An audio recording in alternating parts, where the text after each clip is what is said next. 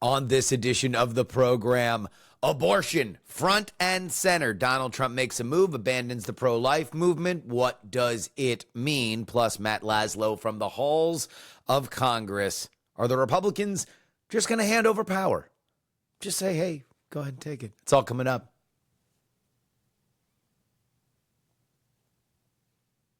Hello and welcome everybody to the Politics program for April 10th, 2024. Wow. For anybody who saw the eclipse on Monday, then you know the feeling. Why are there so many clouds? That was most of the feeling.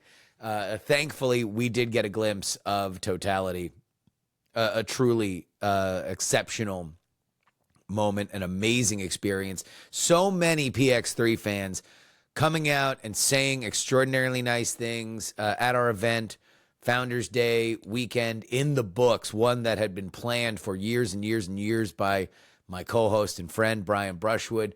Thank you to everybody who showed up. But while we were distracted by way of the moon getting all up in the sun's face, we had a gigantic development in this particular presidential race. Now, here's the reality.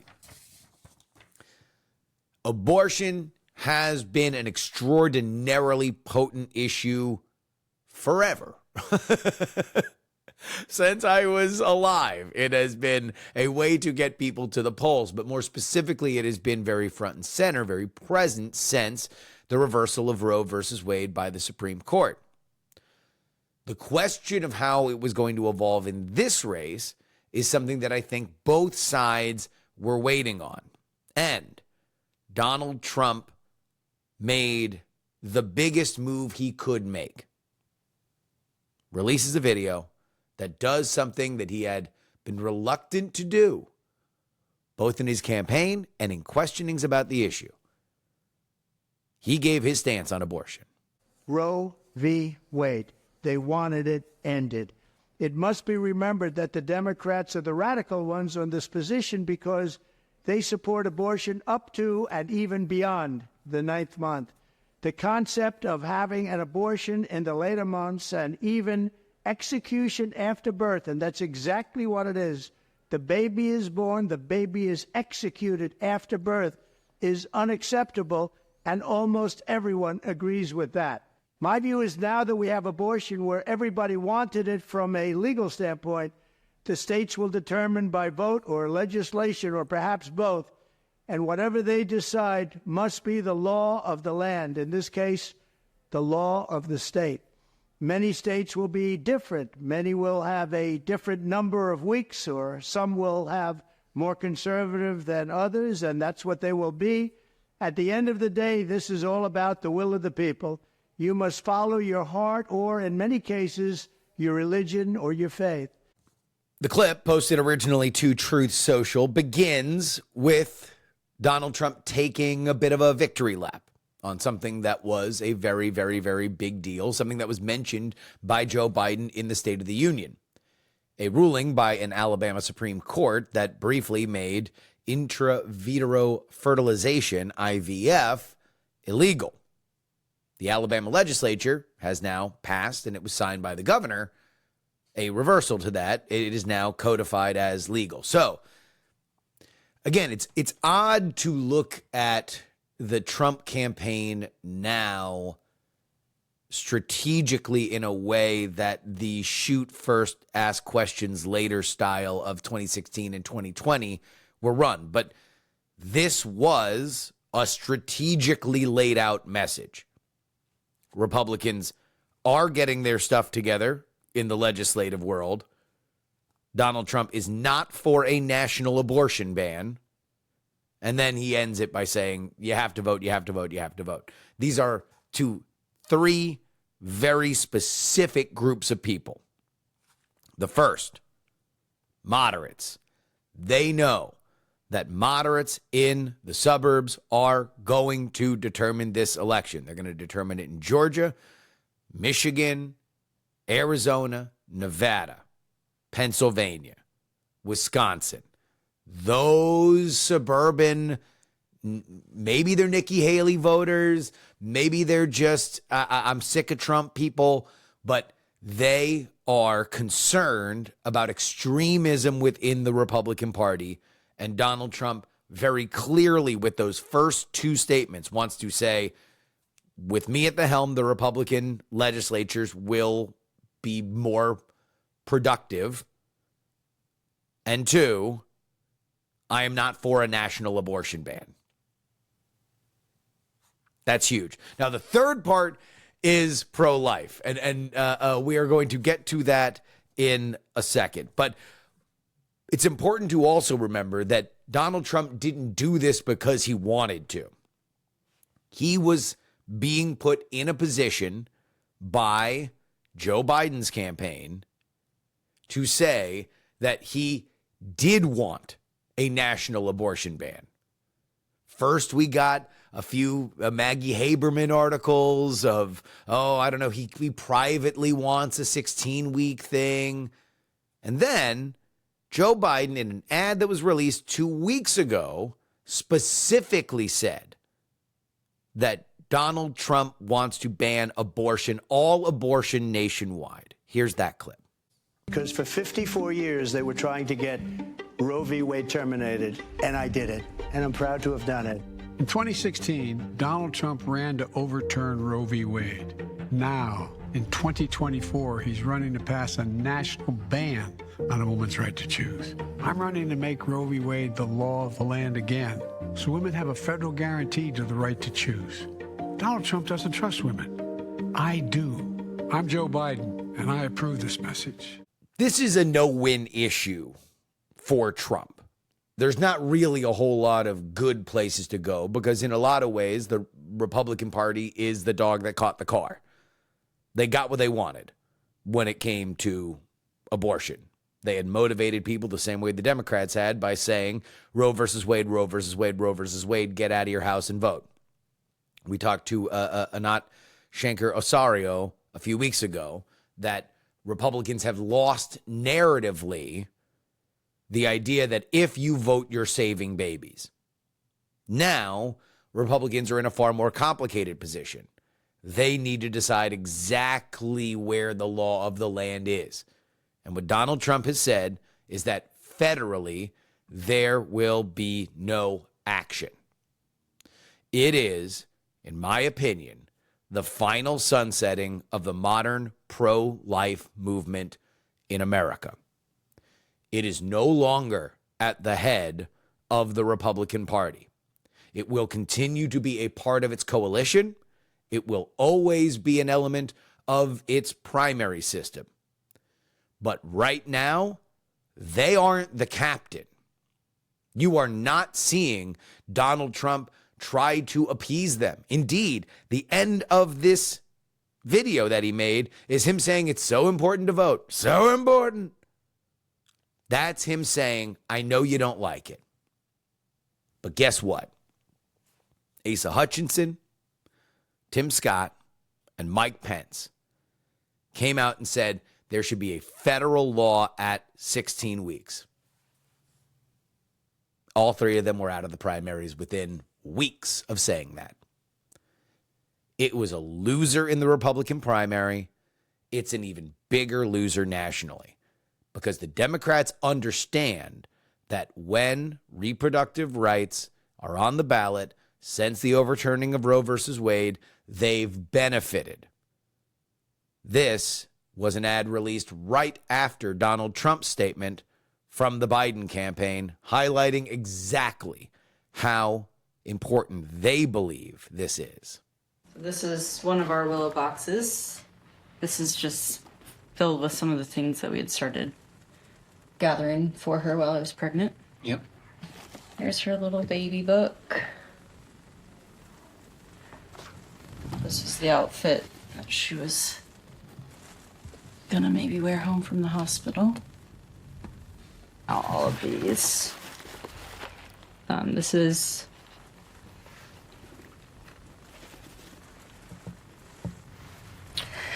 the blanket that she was in.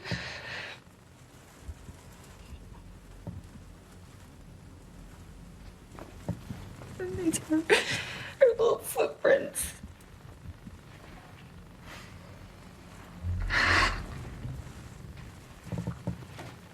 It's okay.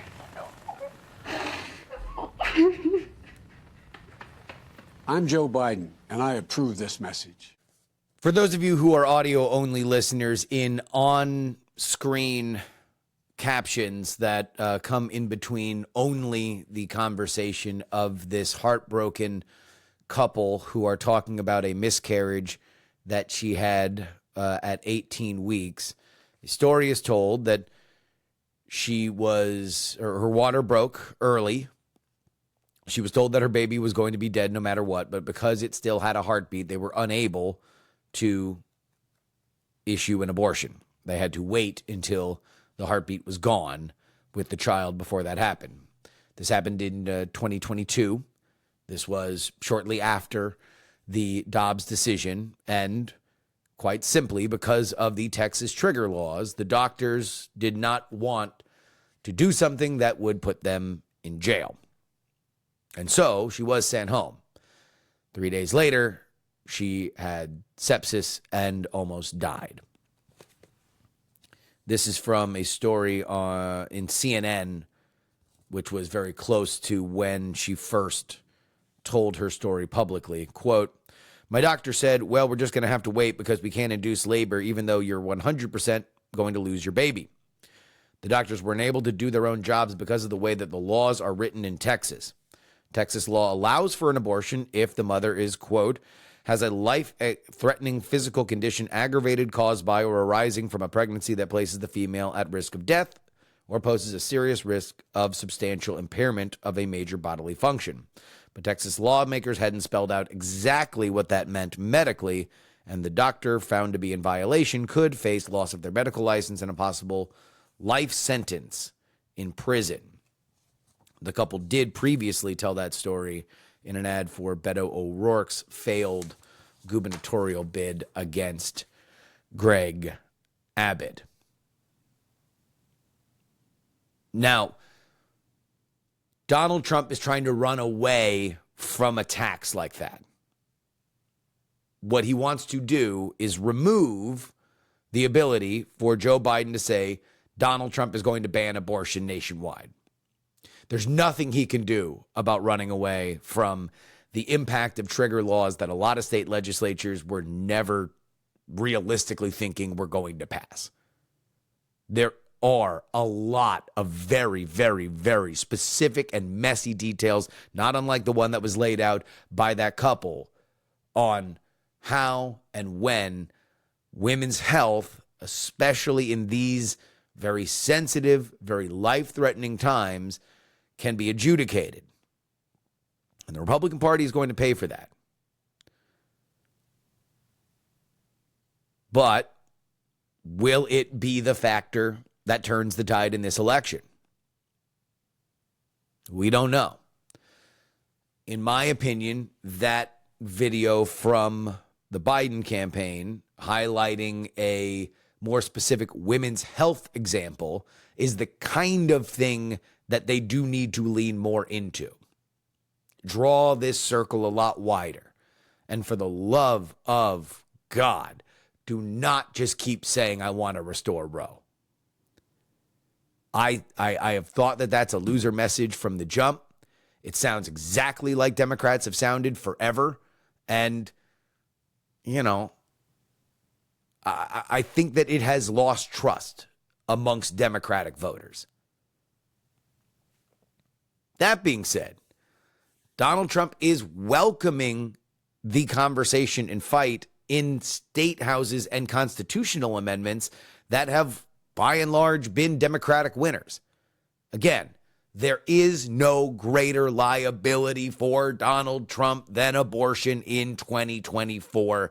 Fact, period, underlined. And now we have a little bit more of a sense of how the battle's going to be fought.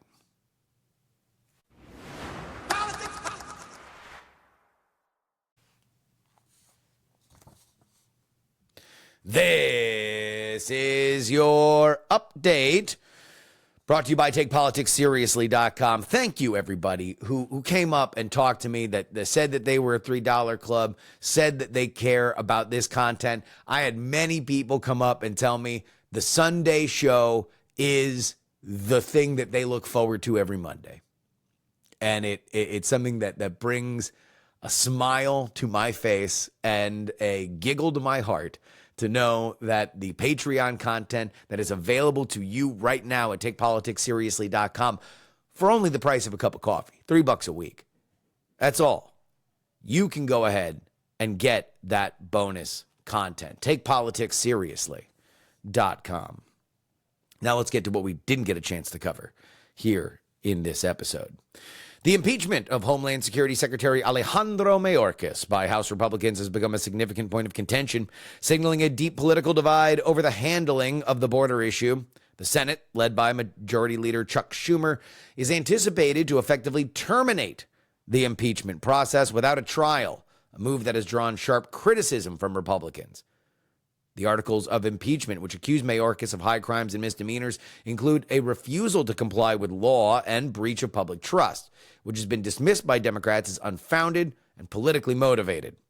Schumer's strategy for dealing with the articles remains unspecified, but the general exception is for a swift dismissal, reflecting a broad consensus among Democrats and some skepticism from within the GOP ranks about the seriousness and legitimacy of the charges.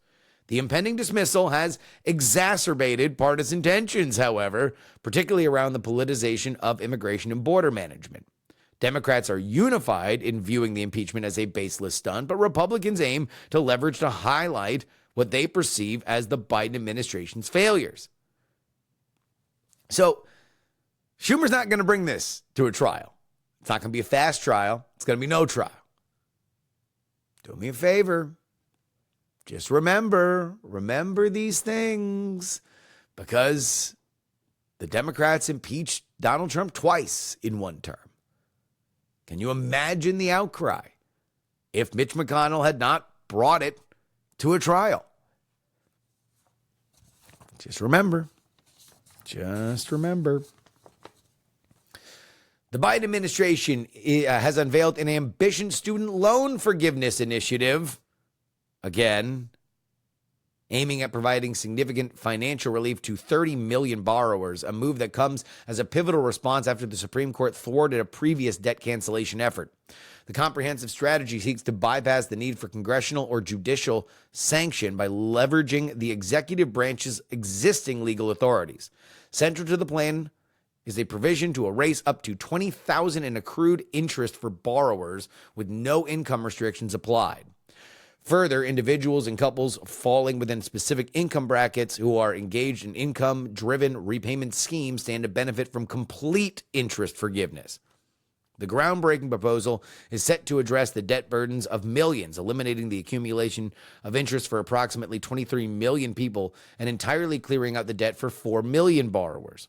Moreover, an additional 10 million individuals will receive partial relief with minimum benefits starting from $5,000. The administration's approach eliminates the need for an application process, streamlining relief to eligible parties, including those with ballooning debt balances, long-term borrowers, unapplied eligible individuals, and students from underperforming academic institutions. The plan not only signifies a step in mitigating student debt, but also reflects a strategic adaptation to previous legal setbacks.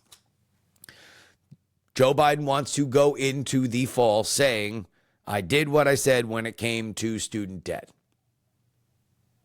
Now, young people are currently not enamored with Joe Biden. Will this sway them? I don't know. It really depends on whether or not people begin to see this relief before the election, which you have a shot to do it. You just got to make them aware of it.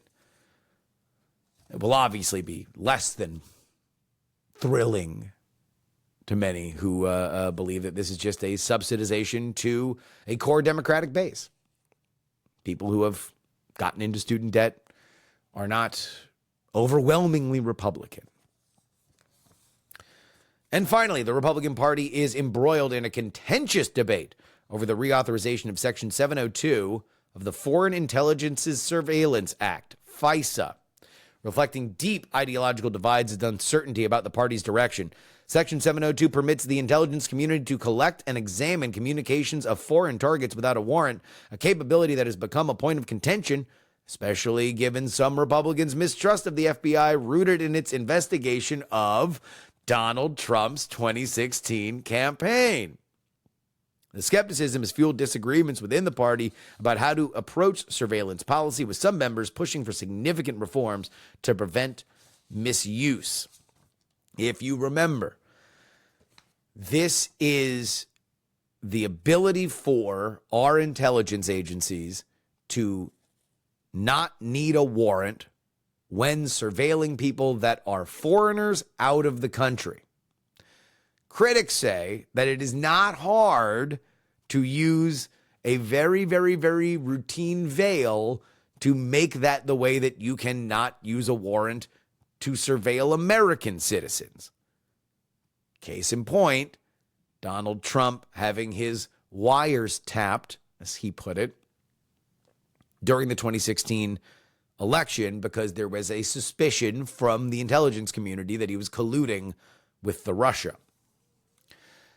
As the April 19th reauthorization deadline approaches, Speaker Mike Johnson is attempting to broker a compromise that satisfies both the national security imperatives and the demands for increased privacy protections. And this is specifically a Mike Turner versus Jim Jordan fight, the judiciary versus the Intelligence Committee. The outcome of the debate could significantly impact the United States' surveillance capabilities and the broader discourse on privacy and government oversight. This is an ugly one. And in the midst of it is Speaker Johnson trying to figure out whether or not he's going to keep his phony baloney job. Marjorie Taylor Greene, who's very much on the Jim Jordan side of this issue, very much wants to boot Johnson unless he acts the way that he should. And Johnson is on the Mike Turner side of this debate. This is going to be interesting. Keep an eye on it. FISA 702 is something that is very, very, very controversial. And if the Republicans who are fighting against it were able to push back on it, it would represent a bit of a sea change in the balance of power between the intelligence community and Congress. That's your update. TakePoliticsSeriously.com is where you go if you want to get 2 bonus episodes each and every week, all the way through this election. Head on over there right now. TakePoliticsSeriously.com. And now, let's get to Matt Laslo.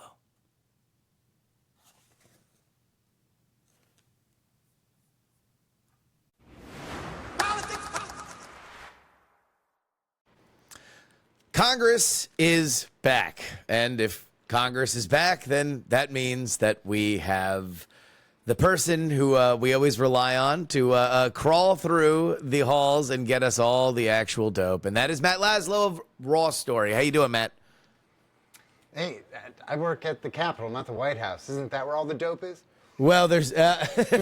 Too soon? Too soon. That might be crossing a line, or at least it was about to be. Well, Matt, I don't even know where I want to start here. A lot has kind of popped up over the last 24 hours, but it's hard to not look at the House and see literally a House divided between the Republicans and a possibility that not only are they looking at replacing their leadership again, but with the slim majority may either temporarily or going forward just cede the majority in the House. Where are we now, and what is realistic going forward? It's Congress, so it's a mess. And the thing with this Congress is lawmakers in this Congress are always asking us reporters, hey, what's going on? And I'm like, no, that's your job. Yeah, That's your job, guys. You guys are supposed to talk to each other. Right? And that's a big part of the problem. And so tonight we get the House back, but today I was talking to a bunch of senators being like, hey, is it going to be good for your party if Marjorie Taylor Greene drops this motion to vacate on Speaker Johnson? And at first a handful were like, no, I don't want to wade into House politics. But then as I rephrased the question, they're all like, No. This is bad for us. As a Bad. party. Yeah. Especially someone like Rick Scott, who I talked to, former Florida governor. Yep. His race isn't getting that much attention this year because Florida's a little more red these days. But now with abortion on the ballot there, he's kind of telling MTG and them, like, no, don't do this. Because they know this is going to look bad for the whole party. Because what? It took 3 weeks for them to settle on Johnson. Sure, Yeah. Johnson was no one's first choice. He was no one's second choice. He was no one's third choice. But because of the internal warfare, they were like, we need someone. And so he's the guy that they could settle. Yeah. Yeah. Right now, the election's what? A handful of months away. If they pull the trigger and he's gone, who knows? They're like, yes, they might have to be looking to Hockey and Jeffries. Yeah. And that's what's crazy about it is that I don't know what even the conservative principled expectation is for somebody that is that they own the House, but they don't own the Senate and they don't own the White House. And he's got literally the thinnest possible majority for it. You're not in a position to really do anything. The best you can do is swat away bad ideas that you really, really don't like, but you're not going to get your way on a lot. Like what is the expectation from the Marjorie Taylor Greens, and how many are there repeat buyers from the Matt Gaetz-led dismissal of Kevin McCarthy? So that's what we don't know yet. And so if this is just MTG going it alone, well, this could be one and done. This could be one vote and then Johnson's there, which would have to be the case because I think Johnson can only spare one Republican vote right now. Yeah. And so if she gets a coalition, and like before lawmakers were leaving for their 2-week Easter recess, which they deserve that 2-week break for what reason? Yeah. I think they all needed it so that they didn't keep fighting and bloodying up each other. And so we had some of those Republicans from the Freedom Caucus tell us, hey, if the vote was taken today, the Friday they were leaving for that 2-week recess, they're like, hey, we would be with Johnson. But then I was like, wait, but what if it sounds like you're leaving it open for that to change in the next 2 weeks? And someone like Tim Burchett from Tennessee, who was part of that 8 who ousted McCarthy, he was like, yeah, I'm open to that changing in the next 2 weeks, which those 2 weeks are up. So that's today.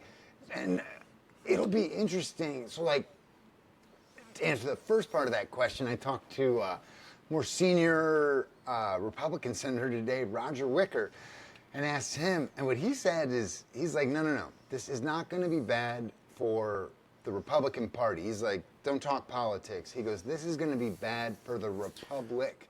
Yes. He said, what we have is, the founders envisioned a system that, was a little bit chaotic. And within that chaos, the only way we get anything done is each side has to compromise a little bit. And so he right there was speaking to his party saying, hey, come in, let's have like 7th grade civics lesson. You got to give a little to even get something you want. Like that's, if you care about the Constitution, that's what the founders envisioned. I would just love if before anybody even thinks about voting for the motion to vacate, that they would put up who they want to have take over as speaker, because this has to be the most thankless job in the city of D.C. Who would want it? Like, why? So you can get absolutely torn apart with a microscopic majority and have the crap kicked out of you by whoever wants to raise money that day. That is absolutely insane. So I guess we'll see where the momentum goes once everybody gets back on the ground. Well, and like poor Speaker Johnson, which I don't say much, like I don't have much sympathy for any politicians. But oh my gosh, he's got the worst job in this town. It stinks. Like, he's the contemporary speaker. A big part of his job, because that role is now hyper Republican or hyper Democratic, a big part of his role is helping the party win more seats. How do they do that? They fundraise. He's just still in the process of getting to know some of the party's big donors. So they are really hurting the entire party right now. Oh, and don't forget, Trump took over the RNC. Yeah. So you got the RNC, instead of raising money for the party and helping everyone with messaging, that's now a straight up Trump outlet. And so, yeah, they really need to get their stuff in order if they want to, be in charge again next year, which maybe they don't. I mean, you never know. You never know. Certainly, actions speak louder than words. Let me flip over to something else that is Republican on Republican violence, and that is the reauthorization of FISA 702. This is the warrantless wiretapping of foreign nationals in foreign countries. Critics of this say that it's not very hard for intelligence agencies to find their way back to warrantlessly wiretapping on American citizens in America with this loophole. There has been a big firefight, and as we are recording this on Monday afternoon, I see a smattering of folks in the House from the Republican side tweeting "get a warrant," indicating their protest that they will not vote for a reauthorization. Does the reauthorization have the votes as you currently understand it?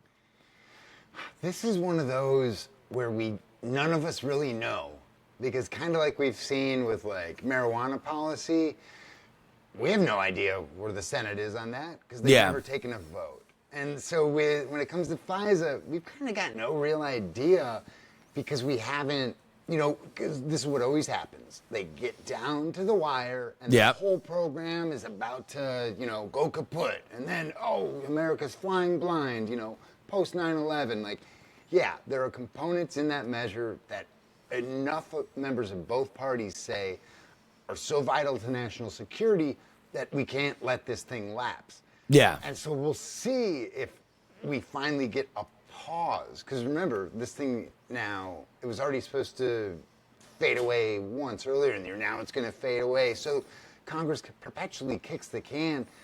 But this is one that's interesting because it's a little bit GOP on GOP violence, but it's also, some of those folks on the far left and the far right. This is very much, progressive and Tea Party folks, one where they are actually aligned in kind of taking on the establishment of both of their parties.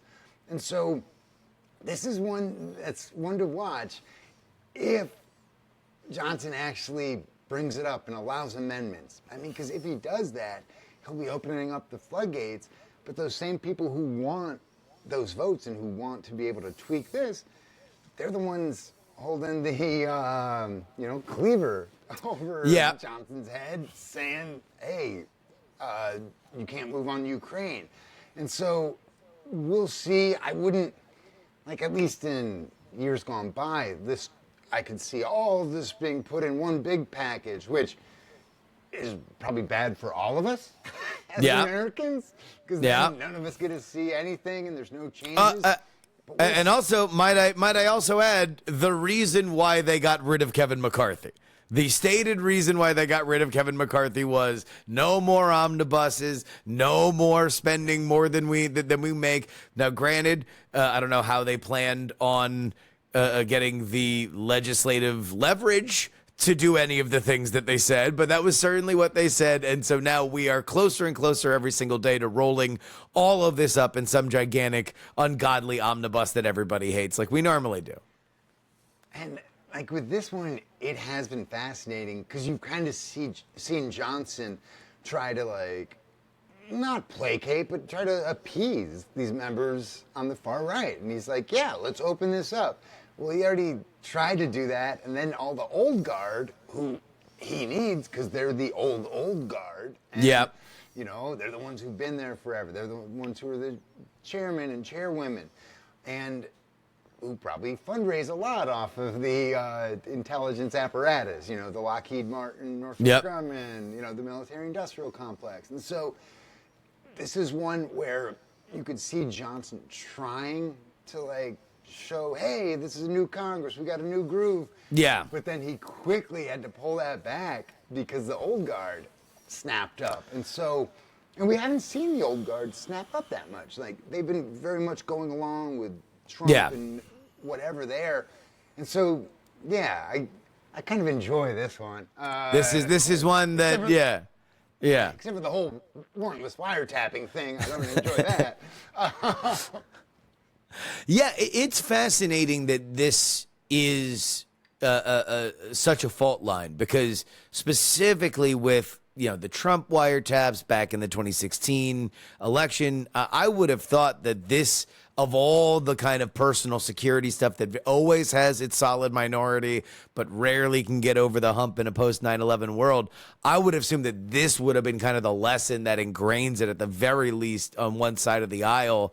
And I guess we'll see. But then again, all the rest of this is such a mess. It'd be one thing if Speaker Johnson only had to juggle this, only had to get past Mike Turner versus Jim Jordan, but he has to also do that, plus figure out Ukraine, plus deal with MTG. Well, meanwhile, all of that factors into each other, because if he pisses off MTG, he's almost assuredly going to have to cut a deal with the Democrats on Ukraine to keep his job. Yeah. And then, like, the chaos is just built in. And, like, remember, Congress in these election years usually doesn't do that much. And No. so, like, they're trying to do the bare minimum here, and they can't even do that.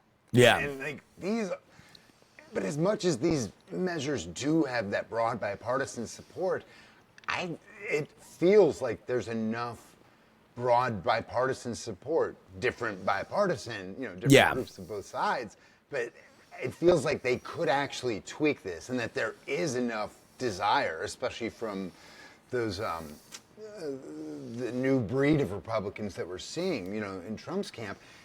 So we'll see. This is one where it would be fascinating and potentially really revolutionary when it comes to post 9/11 security. Yeah. If this was able to fully be debated and overhauled, but again, we kind of have no idea where the votes lie, because that's never happened. It always does kind of happen at the end in secret, et cetera, et cetera, and way away from the cameras.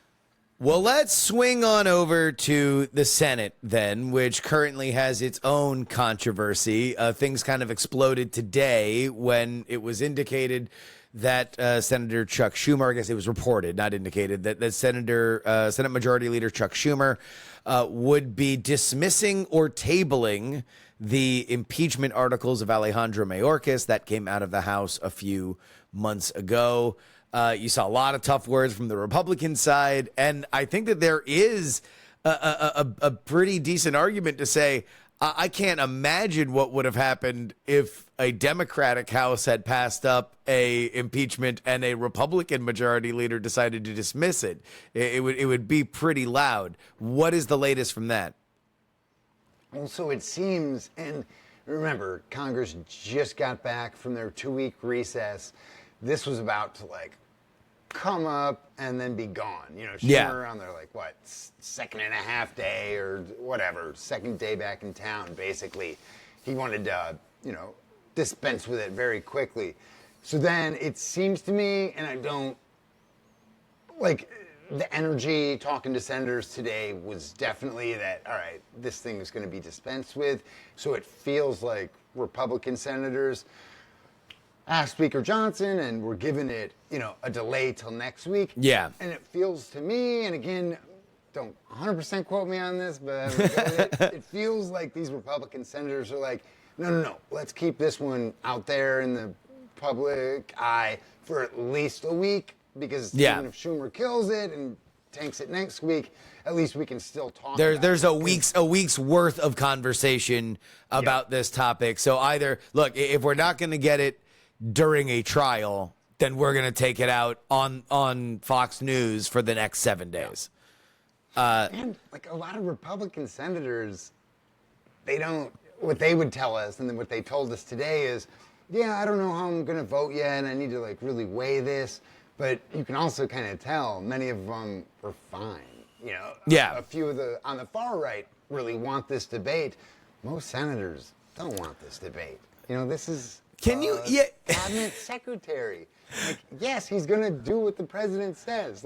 Is this high crimes and misdemeanors? Are we redefining what that means? Can you please just describe for folks on a more abstract level the line between and this is not, I mean, obviously it certainly comes into play in this Congress, but this is from, as I've understood it to be time immemorial, that the Senate very much looks at itself like a country club and very much looks at the House as a gas station. What is just that general vibe, that division between the two houses? So we do have that, remember? So we have 6-year terms for our senators, 2-year terms for the House, which always, as the founders intended, I call it the rowdy House of Representatives. Yeah. Like they're intended to be a little bit closer to us, the people, and a little bit more like us, the people, where in the Senate these days, most of them are multi-millionaires. Yeah. And in the Senate, they're, because they face voters every 6 years, they're supposed to be able to calmly, dispassionately look at issues. I would say, remember, I'm a professor at Johns Hopkins, we do in the contemporary Congress have this idea of the houseification of the Senate. Yeah. Where you've got a lot of former House members now in the Senate, and they come in, many, trying to throw the same bombs, and then they kind of quickly realize, oh, it's not as effective throwing the bombs this way. In the Senate, oh, maybe get up and do a big filibuster where you can talk for 13 hours and just fundraise off of that. Yeah. It's not going to do anything. It might delay something for a little bit. But I think both parties, at least in the Senate, are kind of sick of those antics, and they want to at least be able to go home and show their voters, like, hey, look, we were serious for at least a week. Well, I would say Republican Senate.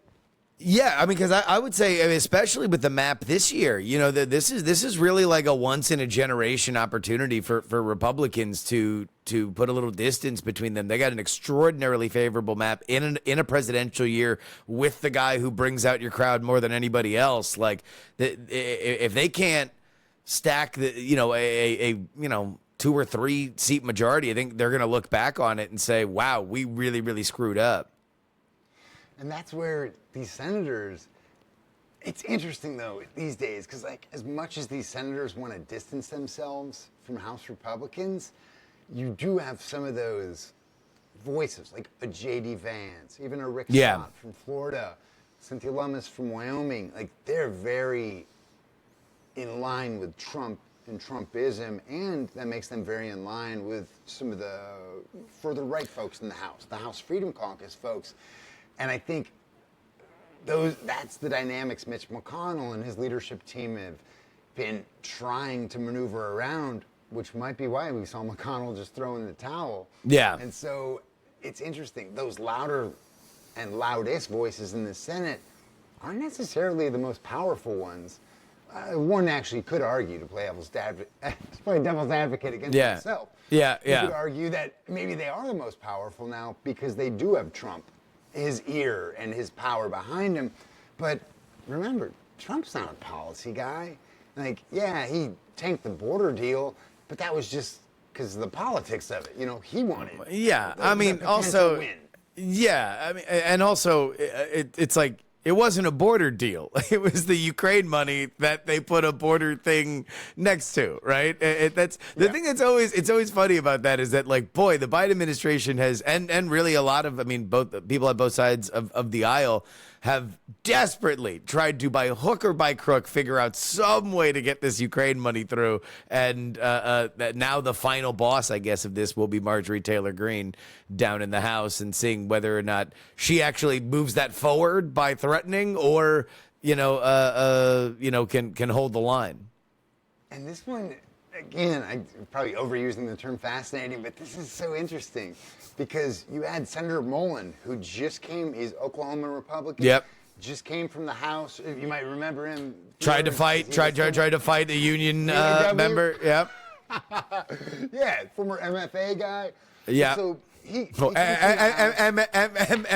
I don't know if he has his MFA, but I don't know. He might be both a warrior and a poet. No, just the warrior part. Yeah. There we go. Yeah. But so he knows how his House colleagues are, and what did he do? He was just like, all right, we're not going to win this with reason. we might be able to win it with redefining terms. And so Yeah. the idea to just make this kind of a loan to Ukraine came from him, which in many Congresses that works because, what do? He gave everyone a little bit of an out. Yeah. And it doesn't seem like that's going to work with the Marjorie Taylor Greenes in them, which is why someone like Mullen really wants to shake Matt Gaetz and those folks and just physically say, no, you guys aren't taking yes for an answer. Yes. You guys are, and with Mullen especially, he really despises Matt Gaetz personally. But you can tell that kind of falls on much of the Freedom Caucus because when these senators look at these guys in the House, and even many of the House members, when they look at their colleagues, they're like, what can we do to appease you? Because as you said earlier, they don't have the Senate. They don't have the White House. Yeah. So that's where I think we're starting to see a lot of just basic civics lessons being given from Republicans to Republicans. I don't know. I genuinely don't know what either the first crew, the Gates crew that took out Kevin McCarthy or Marjorie Taylor Greene. I get talking about it. I get sending your emails. I get stomping your feet and saying you're never going to talk to him again or trade him your lunch, after study hall. But come on. What do you want either of these guys to do? They have an extraordinarily slim majority. But anyway, that is well tread ground. One more thing that I really, really want to talk to you about, and that is where we are with this TikTok bill. Because unlike everything else that we've talked about, the TikTok bill exploded out of the House. There had been a lot of conversation here and there. There's apparently a meeting in the skiff, and then all of a sudden, Republican, Democrats alike, with a few stragglers, say, absolutely, this thing needs to get banned in 6 months' time. Explodes out of there, comes to the Senate, and doesn't get immediate pushback, but you've got a lot of curious things here. A bipartisan bill came out of the House. The President of the United States says he wants to sign it. And Chuck Schumer, theoretically, is running this, a man who has never run faster to a camera than when the word China is involved. This would seem to be a slam dunk for him. He would love to be the senator that bans TikTok. And yet, we have just kind of sat idling. We didn't get any kind of a vote before the recess. We are now after the recess. What is happening? So I'm very curious where Schumer himself comes down on this, because as much as Schumer, anti-China, he has his bully pulpit, and this is one of his favorite issues. Mm-hmm. He also is really good at reading polls, and if the kids are in love with this, and if you just look at data, what is it? Most 35 and unders, the main spots they're getting their news is TikTok and YouTube. Yeah. And so to then go and ban that from these students who you need, many of these same students who are protesting you on over Palestine, if you give those students another reason to not come out and vote, and that's kind of the fence we've been seeing, less so because Biden says he'll sign it, but then the Biden campaign is on TikTok. They're where the kids are. Yep. Where the kids are, pardon me for that. And so it'll be interesting, because this did just rush through the House, and even stopping to talk to lawmakers about that, they were like, this doesn't happen. And so that's where some of the opponents in the House were frustrated by that, because they didn't really, it was introduced one week and then it was kind of fast-tracked or just, emerged, sailed through. The senators, it's been interesting. So I'm a Wired magazine contributor where I cover privacy and all these issues. This is one where we're having some senators, and remember, the internet, as we know it, since it's been around for more than a decade now, Congress has not touched anything in regards to our privacy. Yeah. So we have the entire internet set up where all of our private data is a commodity. And Yeah. the commodity of our data, that can still be sold to third parties, and then those third parties can sell that to the Chinese Communist Party. And so that's where some senators are saying, all right, let's slow this down and maybe have that broader privacy debate that we've never had.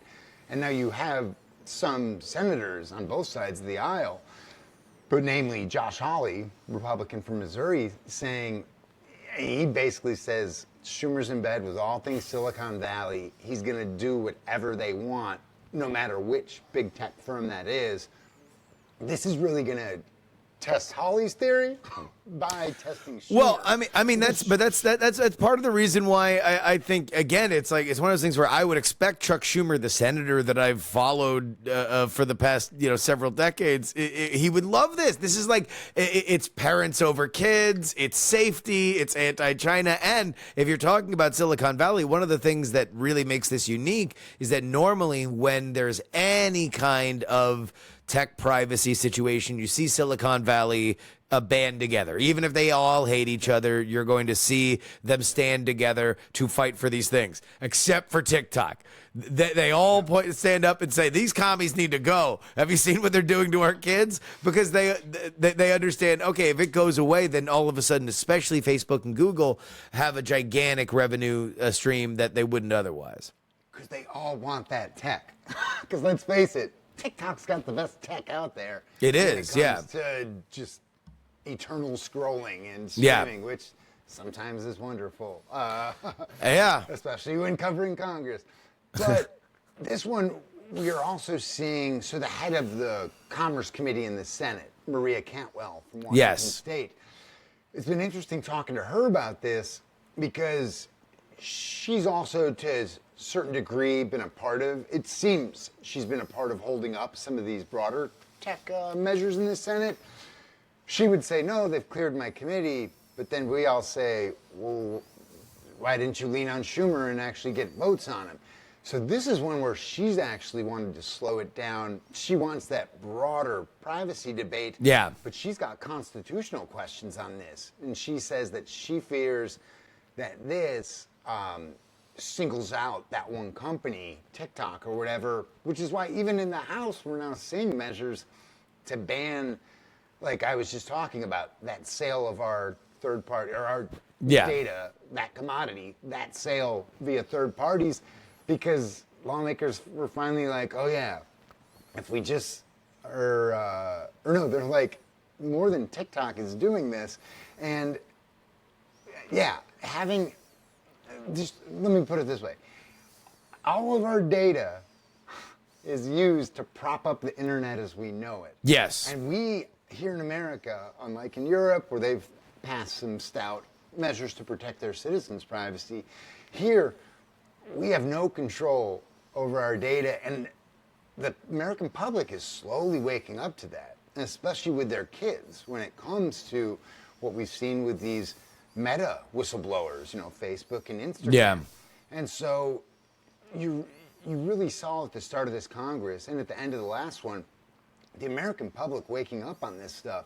And so I think some of those senators are saying, hey, this is our chance to slow this down and actually do our jobs and have that broader debate that, they've been negligent. Because, they might defeat all these measures. But at least they voted on it. Here, they've just shirked all their responsibility. And, Silicon Valley is very much in the driver's seat here in Washington. So does it have the votes, the House bill? That's what we don't know. I bet it feels like in the Senate there's enough support for it to pass.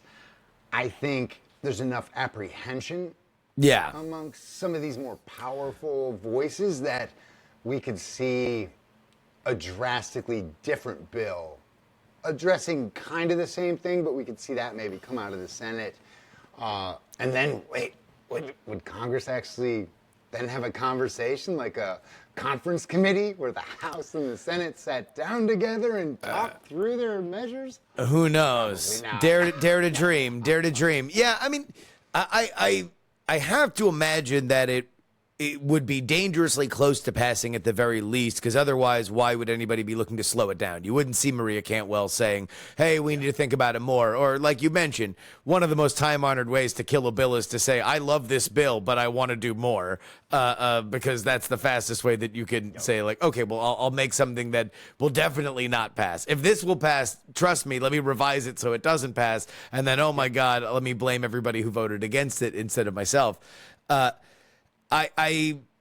It's been very curious to me. It's been one of those things where it's like, especially because the House has been so dysfunctional and this flew through, I've kind of gone back and forth in, talking, because on the other hand, I do, I'm a weekly contributor to the Daily Tech News Show program, so I talk tech every week, and that's the biggest thing that I'm always asked is, all right, is it going to pass or not? And, I watched one a slate of Sunday shows, and everybody's out there bipartisan talking real tough on it. And I'm like, I don't know, man. It thinks like it's going to pass. And then you just see this kind of inaction from the person that you'd think would have the most action, Chuck Schumer. So I don't know. It'll be very interesting.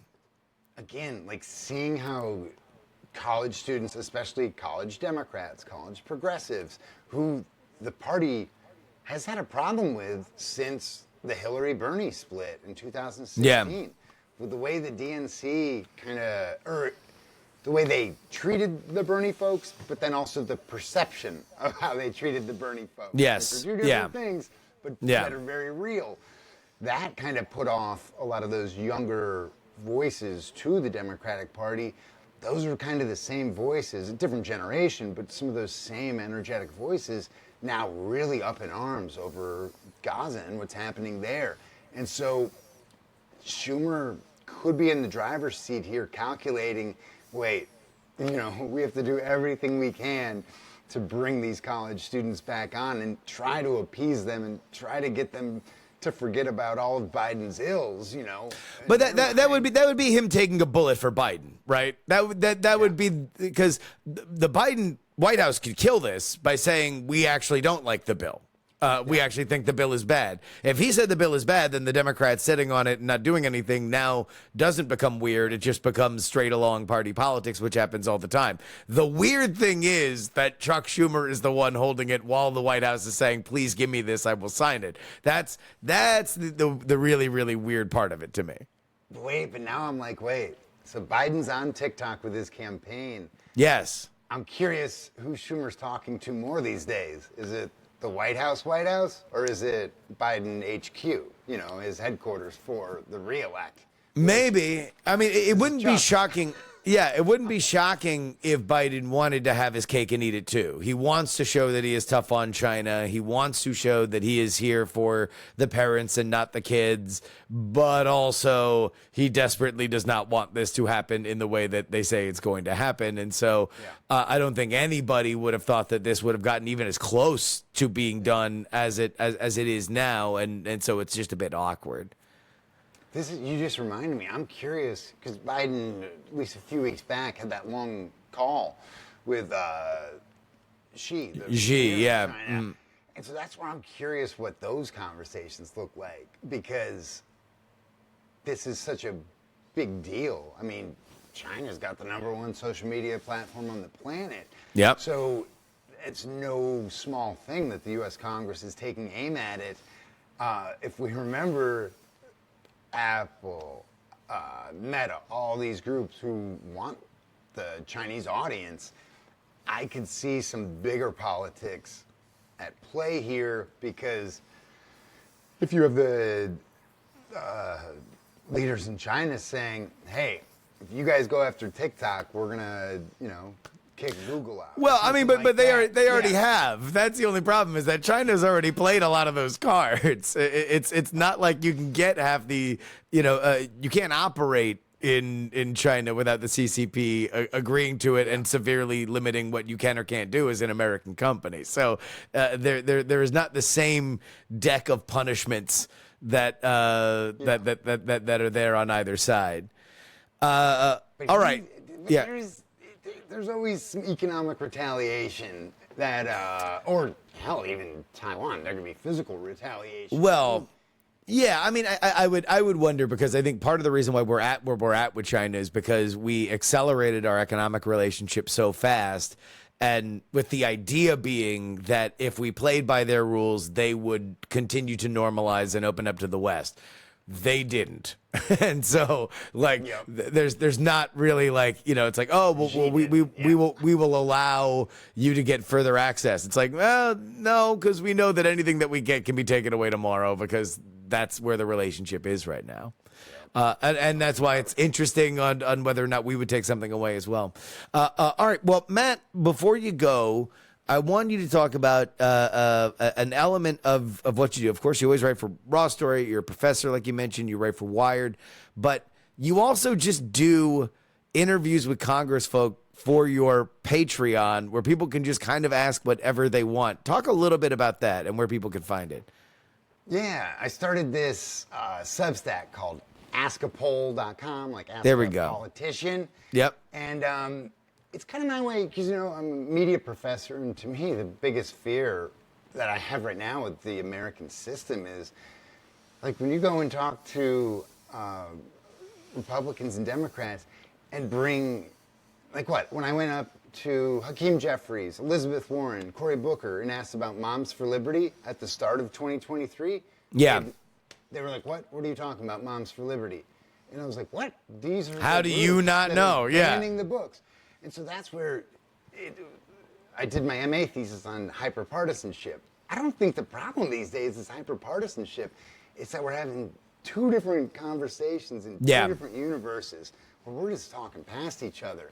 And so, like, I get that cynicism that we see in the American public, where right now, 50% of the American public doesn't just think we're fake news, they think we're actively lying to them. And I'm like, all right, we can't stand as a nation if we're, for one, consuming different information, but then we don't even believe the same things. And so that's where, with Ask a Poll, I want to just bring people along. We put out the raw interviews so that they hear all the warts and giggles and, you know, see inside of the Capitol as much as possible. So yeah, if you got questions, send them our way over at askapol.com, and I'll hound your lawmakers for you. I call it us being your conduit to Congress. There you go. Do the dirty work for you. You'll love to see it. Matt Laslo, Raw Story, thank you so much for joining us. Thank you, man. Appreciate you.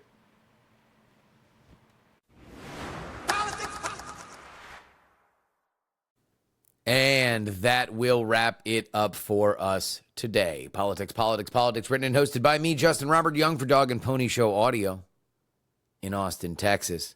If you would like to thank Matt Laslo, you can do so. Letter P, letter X, number 3, guest.com. You can email theyoungamerican@gmail.com.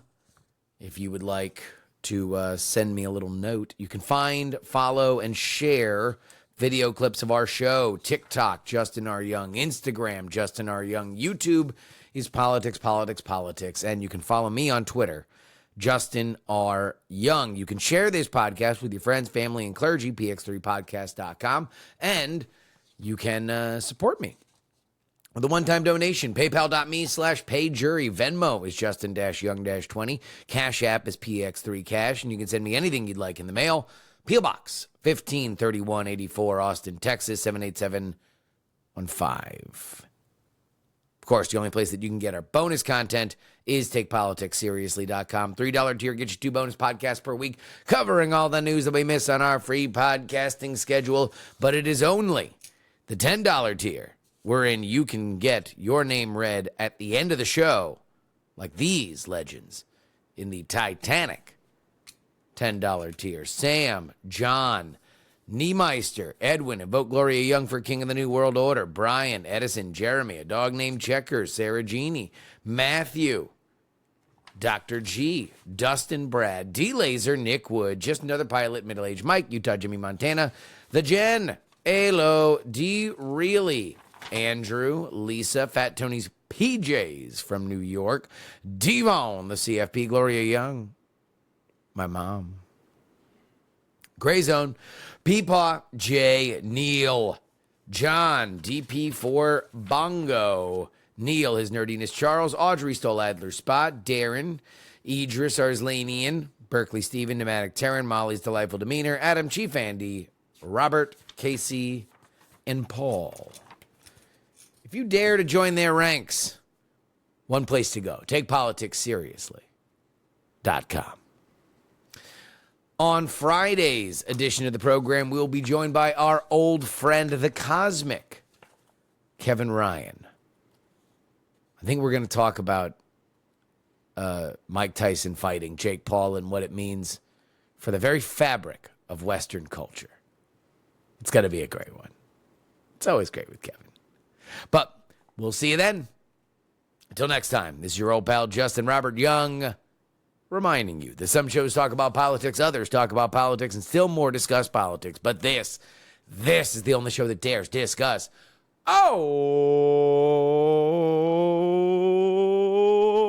three.